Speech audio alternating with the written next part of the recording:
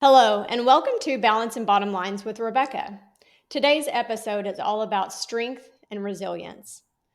Joining us today is Lindsey Clark. Lindsey is a person in long term recovery, a former cook turned certified nutrition coach, and business mentor, a wife, mother of two, and an advocate for supporting women. She also helps those who are experiencing addiction get the help they need. Welcome, Lindsey. Hello. Thank you so much for having me. I'm excited to be able to talk about this with you. Listen closely to Lindsey's story. It's a testament to resilience and the power of recovery. Addiction is a powerful thing, and I want to be respectful of you. So if I pose a question or our conversation goes somewhere that makes you feel uncomfortable, please do not hesitate to let me know. Do you mind sharing your journey? Yeah, sure. So, should I just jump right in? Yes, let's do it. Let's jump right in. Okay. All right. So, um, I kind of want to focus on, since, the topic is about resilience and strength, kind of how, I guess, how like I was feeling most of the time, especially when I was younger, and how like the lack of ability to deal with those feelings led me down the path that I went down. So, growing up, I had a little brother, and it was my two parents and all of us. So, and at the time, I thought my life was what you would consider normal. But looking back, there was some discord, like most families have. So sorry, I'll get it together. Oh, Um, so there was a lot of yelling in my household when I was younger, and at the time, you know,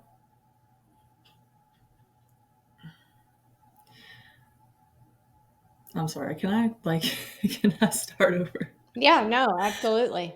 Yes. Okay. All right.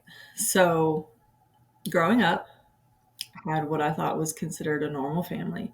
It was just my parents and I and my younger brother. And we both played sports growing up, and that was really what I put all of my energy into. Um, but there was some discord, definitely, and sports were a way for me to get outside of myself. Um, so my father yelled at us a lot, and um, my mom just kind of like, I don't know. I guess she thought there was nothing that she could do about it. She did the best that she could at the time. He worked third shift our whole life. So, I understand he was tired, and, we were supposed to like walk on eggshells all day and not wake him up. So that put like a lot of fear and anxiety inside of me. I think it caused me to like really go inside and be really introverted and not really want to like. So it got to the point where like I was so scared to even be like just be alive and like be known, make it known that that I had a presence. I was just terrified to be around people, and like in school, I just remember like just sitting there and not wanting to move or like look around at anybody, because if they saw me look at them, then they would know that like I was alive, and they could see me and like how basically like much of a mess up I was, or so I thought. And they probably weren't thinking those things, but that's what I was thinking that they were thinking. So just a lot of anxiety and fear, and self doubt, no self worth at all. So But like I said, I played sports, softball mostly. I played softball for 11 years, so I loved that. But those fears and insecurities that I had, they really, I don't know the word to use, they really like stopped the progress that I could have had in sports and in relationships and in anything else in my life. Um, because I didn't think that I was worthy of really like being as good as, the captain or whoever.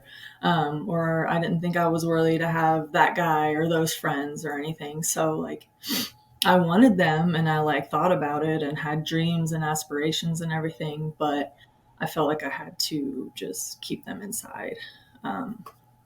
So all that being said, um, when I was like, I want to say I was 9 years old, I remember having my first drink, and that's all it was. It was just like a sip. My mom let me have a sip of her wine cooler because I'm sure I was like annoying her about it.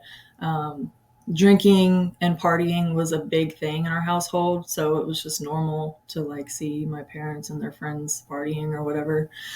Um, so she let me have a sip of it, but before I even took the sip, I wanted more.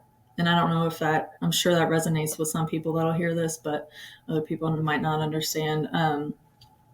In the program that I work, they would call that an ominous warning that I failed to heed. But obviously, at that young age, I wouldn't be thinking about any ominous warnings. Like I just wanted a drink of the fruity drink. Um, and I wanted more of it because I saw the amounts that they would drink. So I thought that I had to, drink the same amount, I guess. But anyways, that was just like my first actual experience with any of that. But it didn't progress anywhere after that until I want to say around age 11. Um, I actually started drinking on a regular basis. Like I said, our a friend and I, her parents drank like mine did. So they let us do it in the house because, it was safer. They didn't want us to go out and do whatever. Um, so yeah, they let us do that. But since I was playing sports and everything, and I really loved it, I didn't let the drinking get in the way. Um, and then, like in high school, when it started progressing even more, I just remember thinking about it a lot.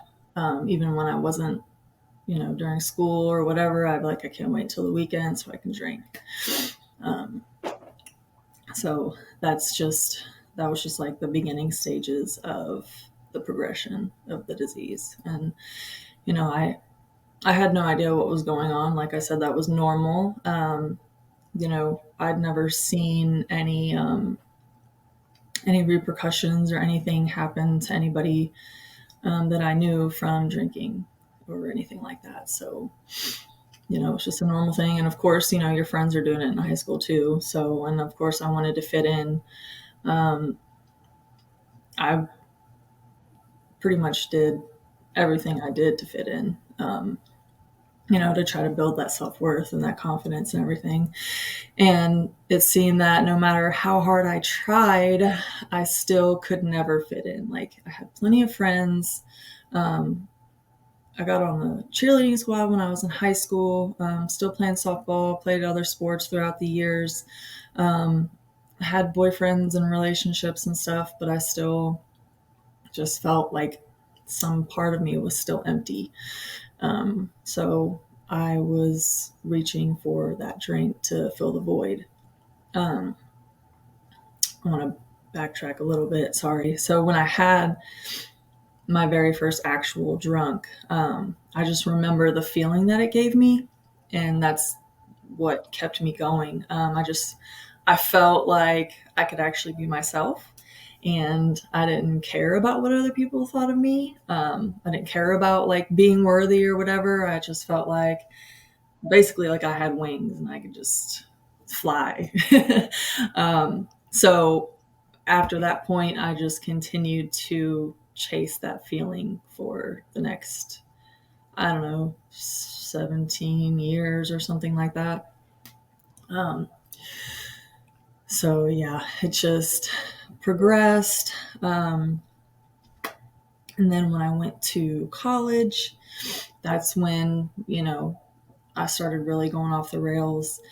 Um, I started meeting people who were partying every night of the week, especially even when they had class.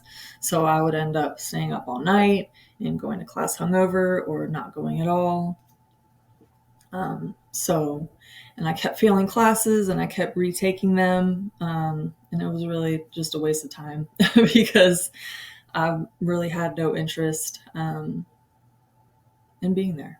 I had this severe case of FOMO, like to where I wouldn't even want to go to work or anything, because I was scared that if I left my friends for an extended period of time, that they would forget about me and that they would just not want to hang out with me anymore. So, and I had, you know, had got more friends and been going to more parties, so I thought that like I had arrived or whatever, and um, so I didn't want to lose that. And if I gave up drinking or any of that, then that would possibly cost me to lose those friends. So I think that has a lot to do with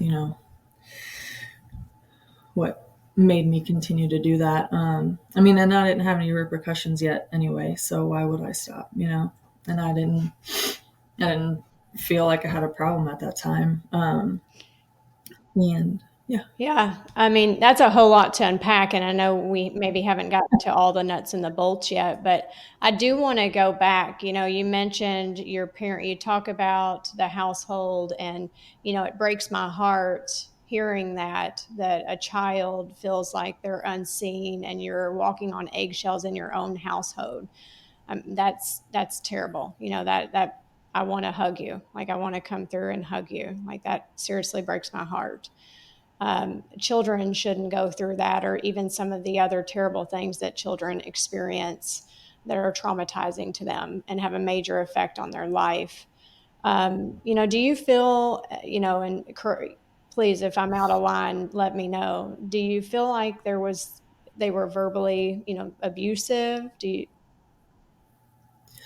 So there were times when um, I remember him saying like, "All you're good for is making messes," and things like that. But it wasn't like they weren't like cussing at me or anything. But like I said, there was a lot of yelling and like threats of getting the belt and stuff like that. We never actually got hit, but the threat of it was enough for me. You know what I mean? Yeah. So Yeah, I yeah. could see where that would make you, if you're walking on eggshells, you don't know what to say, you don't know what to do. Where, I can understand where you would feel like you're invisible, or, you become antisocial because you don't know how to react in social situations, and you're scared to death to say anything or even maybe take up for yourself. With some of the things that you experience. So I can totally understand that. Now, you mentioned 9 years old. Your parents allowed you to have, or your mom allowed you to have your first sip, and I'm not here to judge that. But 9 years old is awfully early. And then where you start doing it on your own. Now, when you were younger and still in the household, were your parents aware that you were drinking? Were you sneaking alcohol? How was that? How did that progress? A little bit of both. There were times when they knew about it, and then there was other times where I would, you know, replace the vodka with water. So Replace the water with the vodka? yeah, her Oh, the like water drink bottle. her. Yeah, got you. Yeah. Yeah. Yeah. Okay. So you're in college now, so you're partying a lot, you're failing classes. How does it evolve? I know you mentioned it did go on for 17 years. How did you, how do you feel like it impacted your life after college? I know you have a couple little kids now. So how did that journey continue to progress until you got the help that you needed? So, so like I said, I had started meeting new friends, and they were doing other things. I honestly don't really remember how exactly it started, but I remember being introduced to a pain pill. And so I started doing those. And at first, like, they made me super sick. Like, they made me violently throw up. And I remember when I was 16, actually, I got all my wisdom teeth pulled out and they gave me Vicodin and they made me sick. So I was like, these suck. I don't want these. But then later on in my life, I tried them again for whatever, because to fit in, that's why. um, and they still made me violently sick, but I got the head change that time. When I needed them the first time, they didn't give me the head change. I just got sick. So, I guess the head change was worth the throwing up and, being around the people and the friends that were accepting me for doing it because they were doing it too. So yeah, started doing those, and that's that's really when things started going bad. I guess you could say that opiates were my drug of choice. So um, was doing those for a few years, and then they started getting really expensive. Um, this was probably around 2011 or 2012, somewhere around there. Um, yeah, they started getting too expensive. So I graduated to heroin, and so much cheaper, and you would get more bang for your buck. You'd get a lot more high. And I had never known anybody that did heroin except for, the people I was with. So I was so naive to everything, but I just went along with it. Um, just trying to fill that void. So I had no idea like what was about to follow. So up until this point, I had never experienced any dope sickness or anything like that, any withdrawal symptoms. Um, until one morning, I woke up and I was drenched in sweat, shaking, like just felt horrible, stomach cramps. And I was like, what is going on? And I went and got some drugs, and then I did them and I felt better. And I was like, it clicked. And I was like, this is what was making me sick, like not having those. So I was like, well, I guess this is just my life now. Like, I'm just going to have to keep doing these because I don't want to be sick. Um, so, yeah, Now, at that that kept, time, can I ask, at that time, were you doing this on a daily basis? Was the heroin on a week, just on a weekend, like a bender? How did that withdrawal symptom come about? at this point, it was every day. Mm, And it had been, I don't even know for how long. Yeah. I mean, when it comes to opiates, you can usually experience withdrawal after a very short amount of time. mm. So Yeah, like a week. wow. Okay. Yeah. So you started having these, you had been doing, so you had upgraded to heroin and you had been doing that every day for a period of Mhm. time, and then just overnight a withdrawal symptom occurred. Mhm. Wow. Yeah, that's Yeah. that's very scary. Yeah. Um, wow. Yeah, so so you have the withdrawal, you continue then using the drug, feeling Mhm. like this is something, I'm just going to have to use for the rest of my life. Did it ever enter your mind that people are dying from this, or this drug could kill me, or it's going to kill me? No. No. No. So you mentally, you just weren't, it's like you weren't even there. Yeah. Wow. So it really took a hold of you. And so Yeah.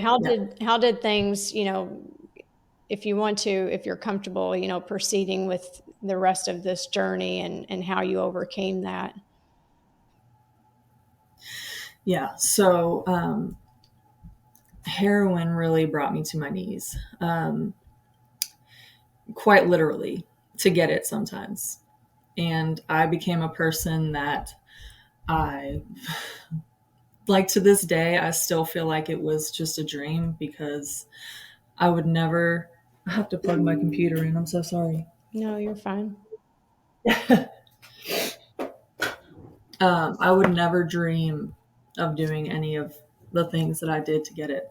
Um, Stealing from my family, I pawned my mother's wedding ring and I could not get it back. Um, just all kinds of like dirty things.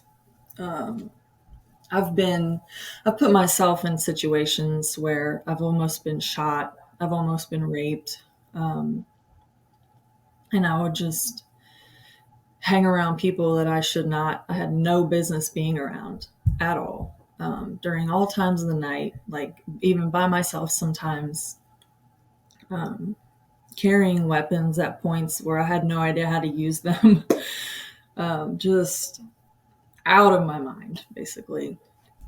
And that's what it does to you. It's just it takes over, and I am so grateful that I did not have children at this point because I can't imagine having to do that with my girls, because there's people that do and they don't want to do it, you know, and I feel for them so bad. But it's it's a physical manifestation, it's mental, and it's spiritual. And so you can you can be lacking in any of those areas, and it could just creep up on you.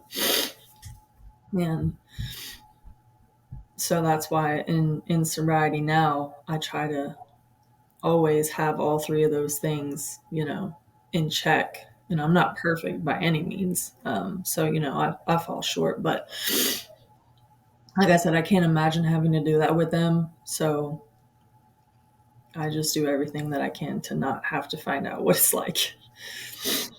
What was your turning point, to get the help that you needed? I mean, because you've been in recovery for how many years now? In May, I'll have 6 years. That's awesome. That's amazing. Yeah. It's amazing. What was that turning point though that you realized, I'm addicted to this, I do need to get help. It is going to kill me. So at first, when I first started going to treatment, I've been to treatment multiple times. At first, it wasn't by choice. My parents basically forced me to go because they were tired of dealing with me. And I'm grateful that they did. But like I said, I wasn't ready. I thought that I could just if I could just get away from the heroin, get it out of my system, then I can just go back to living my normal life. And that's not how it works. And it really makes me sad because I work in recovery and I talk to people all day and their family members that are trying to get them help. And some people call and they're like, I just need like 3 days of detox and I'll be good. And I try to tell them like that's not gonna work. I've been there. Please just listen to me. And unfortunately, most of the time we have to go through what we have to go through. You know what I mean? Everyone's bottom is different, whether it be physical or it could just be a mental bottom. They could not lose everything like I did, but they can still hit their bottom mentally and like just be super depressed or whatever. So yeah, I started going to treatment, and then I don't know really. I guess I just so when I went to long term treatment for the second time, and I actually completed it. When I first got there, I was like, I don't know if this is going to work for me because I've tried this so many times. Even though I wasn't really trying, I was still, I don't know. I was trying, but I wasn't willing to go to any lengths. And that's the difference. You have to be willing to go to any length to stay sober. And I wasn't ready at that time. So, but I wanted it. I was like, I want this. I want to stop hurting my family. I want to stop going to rehab. Like at that point, I'd been in treatment more than I had been out of it. Because I just kept going back. But so I was like, I'm just going to give it a try. I'm just going to stay here for 6 months. Like, what's it going to hurt? I'm not going to be hurting anybody. Maybe I can be happy again, blase, blase. So at that particular treatment center, they follow the 12 steps of Alcoholics Anonymous.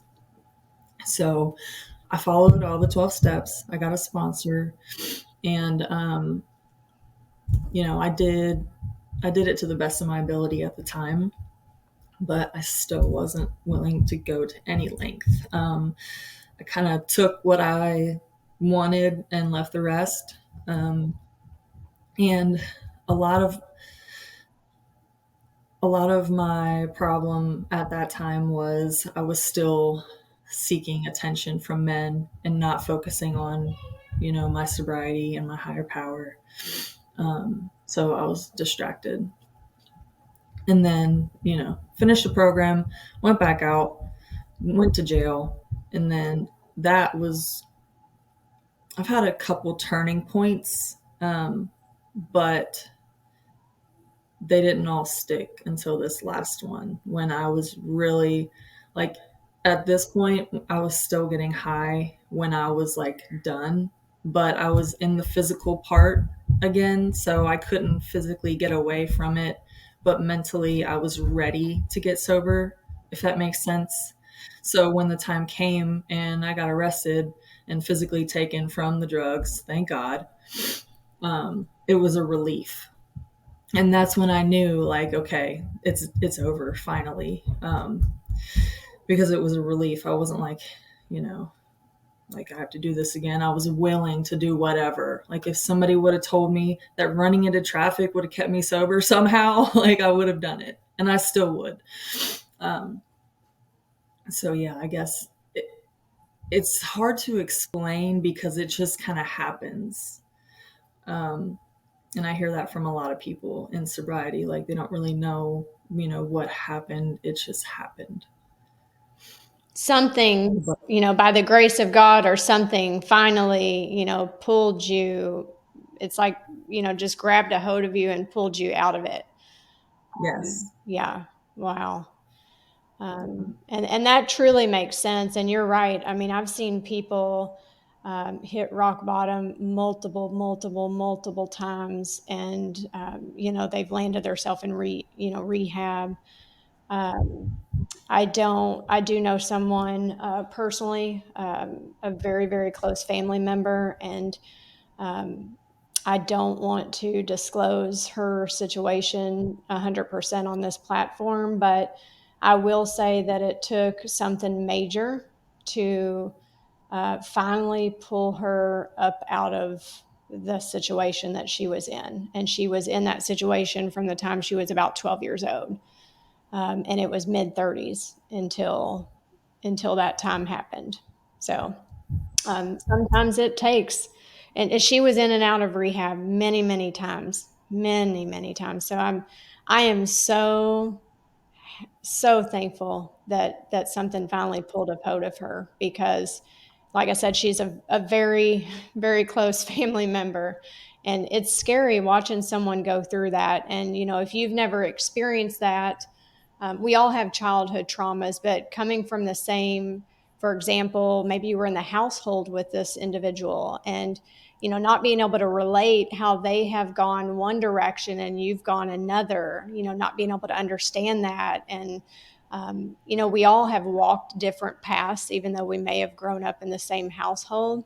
But it's hard to put your brain, wrap your mind around why someone is struggling. I mean, it's not your place to judge that or wrap your brain around it. It's just to support them. But when it comes to family, it's hard, if you're watching someone struggle and continue to struggle, and part of you might say, I just want to shake the person, but then the other part's just like, I've got to keep loving them and supporting them. But it's very hard when you're going through that, when there is a family member that is going through something like that. um, you help, many people get the help they need. What are some things that you do? And is there a company that you work with or that you help support? I know you're in the Louisville area. Yeah. So I sponsor people in Alcoholics Anonymous, so I take people through the steps and kind of just give them life experience to help them stay sober and go through the book with them. Um, and then I work in the admissions department for the Impact Wellness Network, and we have a few different facilities in a few different states. And so, if anybody needs help, they just call us, and we get them the help that they need. I think it's great that you're being an advocate for those, and especially women. You mentioned that I know you're married now and you have children. So do you want to kind of dive into maybe how that came about? I know you always wanted to be a mom and you mentioned that before. And finally you got that dream come true. So Yeah. Um, so I actually met my husband at the homeless shelter that I got sober at. um, it's um, so how I mentioned before how I was like not focused on my sobriety. So this time I was focused. And so like I saw him while I was there, but I still made my sobriety my primary purpose. And so it just it just worked out to where we both had our ducks in a row, and we were both ready to stay sober. We were both done with that life. And so after we worked the steps and completed the program, we came together. I ended up getting pregnant very shortly after that. And I had a miscarriage at a year sober. So that was very, very hard. Um, but I used my tools that they taught me in the program. I reached out, I talked about it, I prayed about it a lot, and you know, I made it through it. But then after that, I tried to get pregnant again, and then it worked that time. We had Joella, our 3-year-old. She's 3 going on 13, as they say. And then we had Charlie a couple years after. So it's I never thought that, like, even like 6 years ago, I never thought that I would have this life. And we bought our house at 3 years sober. So it's possible. People think that it's just like getting sober and like just trying to stay sober for the rest of your life, but that's just the beginning. Like once you get sober, it opens up doors for so many possibilities. And you have to work on your self-worth and, cheer yourself on, give yourself props for how far you've come, because some people might not recognize it, but getting sober is freaking hard. And like people who go through the things that I've been through, you pick up some PTSD while you're out there and some other things. And, it's not easy to work through. And that's why a lot of people don't get sober and they don't get to tell their stories above ground, because they don't get to work on that stuff. They just keep burying it and burying it in the drugs and alcohol. And it ends up taking their life. Um, and I stay sober every day for those people too. I have family members and really close friends that I have lost to this disease. And that's just another reason for me to stay sober, because just to support them and carry on their memory. yeah.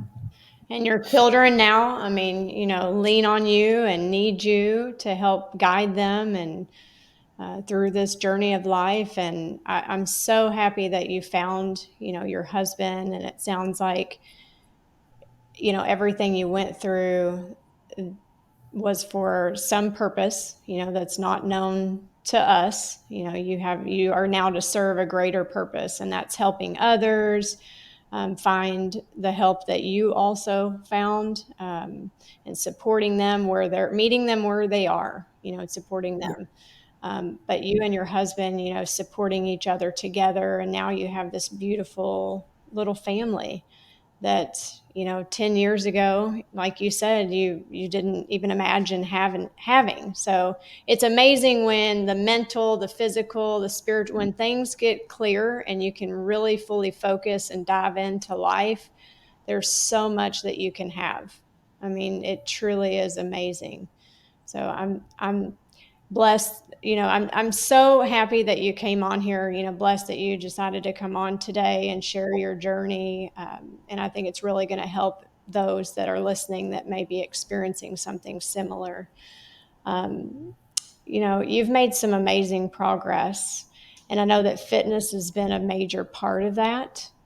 Helping you gain control of your life. What role does fitness play? And I know you're helping others. You're a fitness nutrition coach now. So, what role does that fitness play in your life and helping you stay on the recovery path?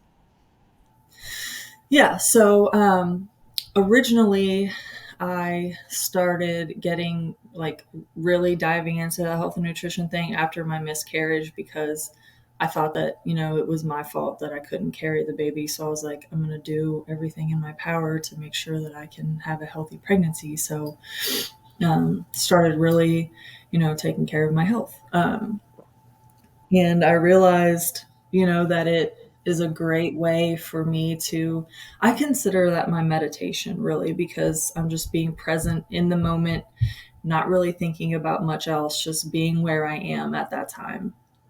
And it's productive, and I'm working on myself, I'm working on my health. And so I just decided that that was how I was gonna, well, another avenue that I was gonna use to help people.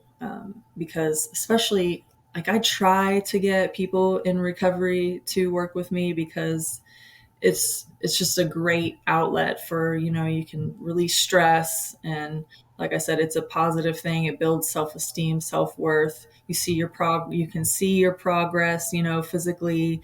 And if you have gut issues like me and you change your nutrition, then you can really feel a difference and you just feel so much better. And it's just like I'm just learning a lot right now, when it comes in that area, and I love helping people and teaching people, and so yeah, I don't. That's just a great way for me to do that. Yeah. I mean, fitness is an amazing thing. We spoke a little bit about the spiritual, you just brought up meditation, which is huge. I've always struggled to get in a meditative state, I'll call it. I've tried and tried and tried. Now, breathing exercises do work for me. I feel Mhm. amazing after I do some deep breathing exercises. Yoga, another good thing. Weight training. You mentioned confidence. You are so right. I was a chubby, I'll go back too on myself a little bit. I was a chubby teen, when you're going through the stage of um, hormonal changes. I was a little chubby. And so my mom worked out at a young age, or I was at a young age when she was working out, and I would go and watch her. And so it empowered me to follow her in her footsteps. And I wasn't a confident, I've got to point to the story. I wasn't a confident teen or young adult. It wasn't until I started getting into weightlifting pretty heavily that confidence boosted. Yeah, I felt better about myself. I felt strong. It wasn't even exactly what I look like. It was just the fact that I felt strong, and it empowered me, and I felt I can do anything I put my mind to you know yeah, so it does boost your confidence. But when you feel good, you look good, you do good. So yeah, my husband taught me that motto a long time ago, and it has stuck with me because it's right. I mean, when you feel good about yourself and you feel like you look good, then you will do good. You will show yeah, up for yourself, your family, and it just stand up tall. And when you go into the community, or you're around your family, you exude confidence. mhm, And it rubs off on other people too. When you're confident and positive, others will want to follow suit as well. But you're right. I mean, fitness is huge when it comes to confidence. Um, yes, that's awesome. So you work with clients, females and males. So my target area is females, because girl power. But if a male came to me wanting help, I'm not going to reject him. Yeah, yeah, absolutely. And you Yeah. mentioned some gut health and some things that you've been working on. Is that something that you feel like you've always dealt with, or something that's kind of changed as you've gotten older?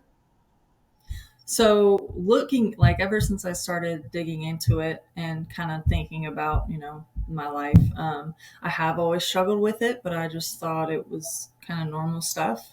Up until I was like, I want to say 9 or 10 months postpartum with Joella, I started having like really bad nausea and some other symptoms, and got some tests done, didn't really get any answers, and it kept coming back and going away, and I just never really got any answers. So that's when I decided to do some research for myself and start learning things and trying things on my own. And it's a trial and error process, but it's working better than what I had been going to the doctors to get help for. So Better than doing nothing about it. So, yeah, yeah. yes, I love So it. Oh, go ahead.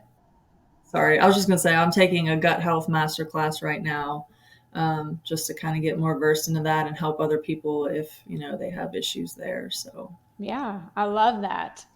Well, we've covered an awful lot today.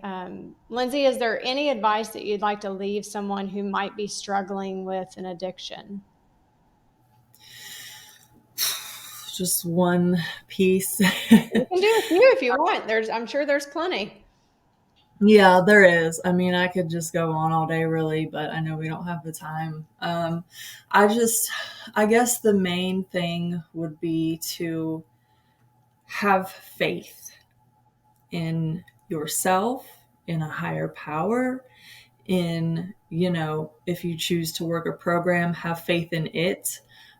Because faith, I have come to learn, is a very strong thing.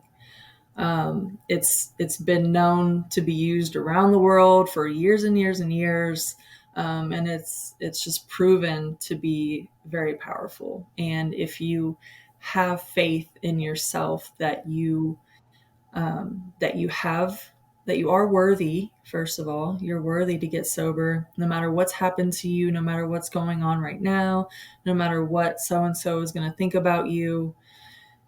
You just cannot worry about any of that. You just have to have faith in yourself and in any higher power. Just not a doorknob, please. Something that is greater than you, um, that will help guide you to through your path of recovery. Yes. Well, faith definitely is the ultimate one, I would say. No matter what you're going through in life, and even when you're not going through hard times, because I think we tend to forget because we want to lean on that faith when we are going through something difficult. But when you can pull that in your life at times that aren't difficult, it'll be much easier when a storm does come your way. So because it's already there and present, and you're walking through what God has provided for you, the path that He wants you on. You are